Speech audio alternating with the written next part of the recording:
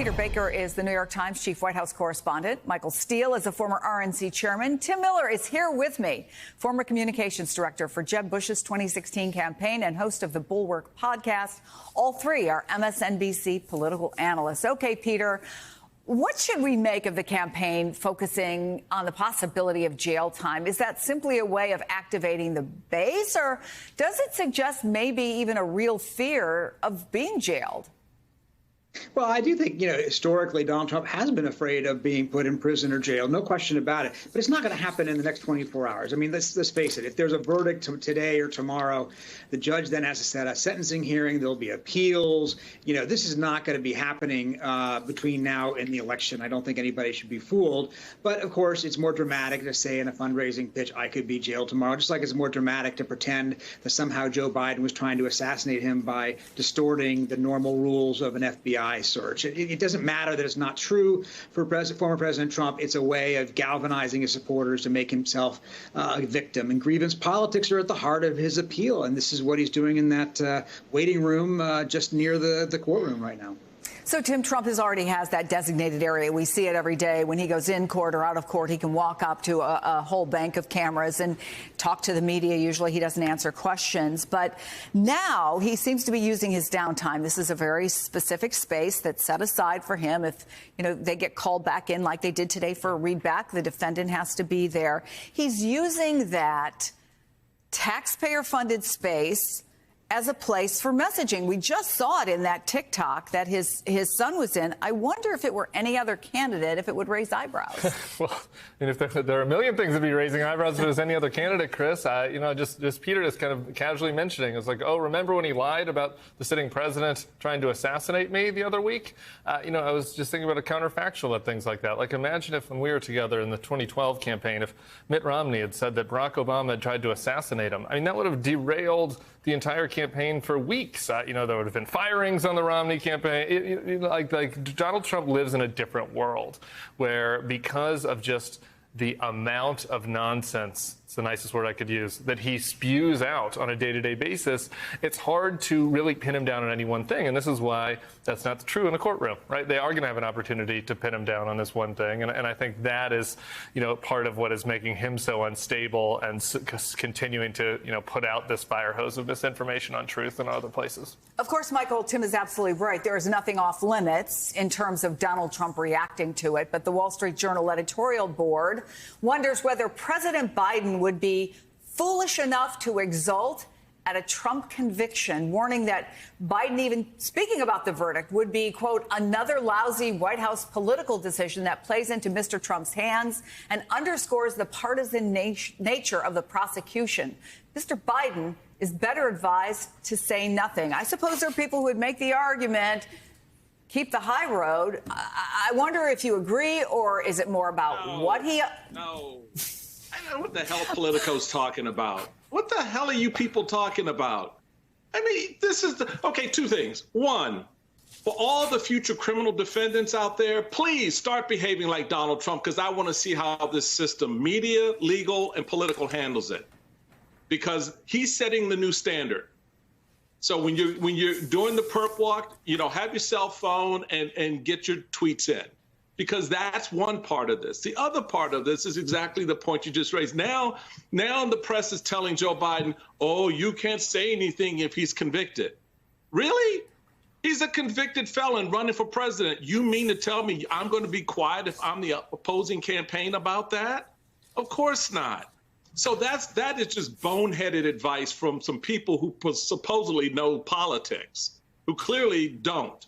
If that's their solution, to have the president basically say, you know what, I'm just going to ignore everything that's just happened to Donald Trump as a candidate for office and pretend like it's any other normal political cycle. It is not. It won't be, period. Even if he's acquitted, the fact that he's gone through this process changes the way our politics operates. And I just wish people would get their heads in the right place about what's happening here and start reporting it and treating it with the level of importance that it is. This is not a sideshow. This is not entertainment.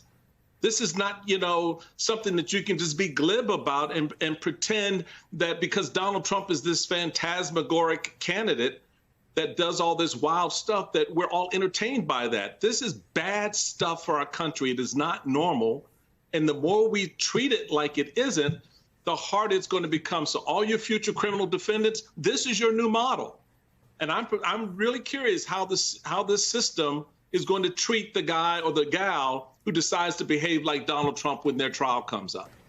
Yeah, I was talking to Jen Palmieri yesterday about this, Tim, and I said, you imagine they're already having conversations, putting a statement together, all the things that you would think they were going to do. Would it be political malpractice for Joe Biden, president of the United States, the candidate for president of the Democratic Party, not to say something? Absolutely. Biden is in this damned if you do, damned if you don't situation all the time with the crazy Trump stuff. Here's just one example. There was a different Politico story the other day about the Alito situation and how President Biden hasn't weighed in on it. You don't see anybody giving him credit for that. There are no Republicans out there saying, thank you, President Biden, for, going above the fray here and not getting down in the muck with these attacks. If he doesn't say anything, he gets no credit. If he does say something, you have this faux pearl clutching, from people on the right at the Wall Street Journal and Fox, like pretending like he's the one that's breaking the norms, when the person that was breaking the norms was the guy that interfered with the 2016 election by covering up his affair with a porn star. That's the guy that broke the norms. All Joe Biden has to do is respond to that and make sure that people know what actually happened when they go to the ballot box in November. Peter Baker, can I ask you the big philosophical question? Can you break norms if there seem to be no norms anymore?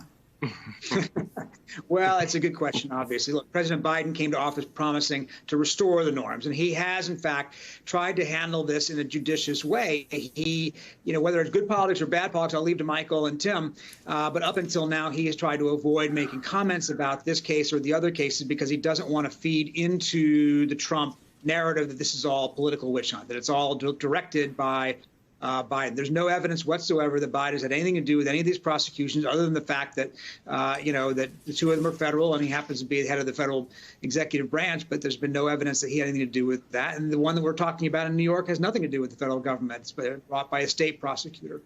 And so he has been very judicious in keeping back on it. In recent weeks, you've seen him nudging closer toward it, making fun of Trump a little bit, noting that he's falling asleep in the courtroom by calling him Sleepy Don, noting that he could be available for debates on Wednesdays. I know you're free on Wednesdays. And so he's been inching closer toward it in kind of a delicate way. The question will be what he will do, how frontally he will approach it after a verdict. They sent Robert De Niro to speak on behalf of the campaign outside of the courthouse yesterday. That was sort of a guerrilla politics we haven't seen the Biden people do. A lot of Democrats would like them to do more of that. So we'll see how they decide to proceed after a verdict. But I think it's been no question that they have considered to be a fraught choice when they have to make it. Although they did look and see that the story about Robert De Niro got picked up in a lot of the non-traditional media sites where they normally wouldn't be talking about Joe Biden. So, they consider that a win. Okay, Michael, I wanted to see if you can have an opinion on something for a change. And I'm looking at this new NPR PBS Marist poll. It found a supermajority of voters saying the verdict won't make a difference in their vote. 67% say guilty, no difference. 15% say it will make them more likely to support Trump. 17% less likely to vote for him. It goes on in that vein. Do those numbers tell us anything? Well, first off, those are registered voters, so it tells us nothing, because I don't know what the mix of those voters are, what percentage of them actually vote in elections, what their history is. And this is the problem when we're doing polls like this, because they can distort the process. But taking it on face value, it doesn't surprise me at this stage. It is May. No campaign has officially begun in the sense that candidates are sparring against each other. One is sitting in the courtroom. The other one is out on the campaign trail. So when all of that sort of reemerges at the debate at the end of June, and then the national conventions and the interplay there, then you begin to see a better sense of what those numbers mean and how voters really do digest. I mean, look, it's one thing, quite honestly, to say, oh, I'm going to feel this way if X happens. Well, when X happens, you may have a different assessment in the totality of everything. So that's the problem with asking people now how they will feel about Donald Trump or Joe Biden when this thing unfolds. Let's get a better beat when it actually unfolds, because then people will have a chance to actually feel the full impact of having a former president of the United States, if he's convicted, in front of them, asking them to be president again, and then we'll see how much it matters.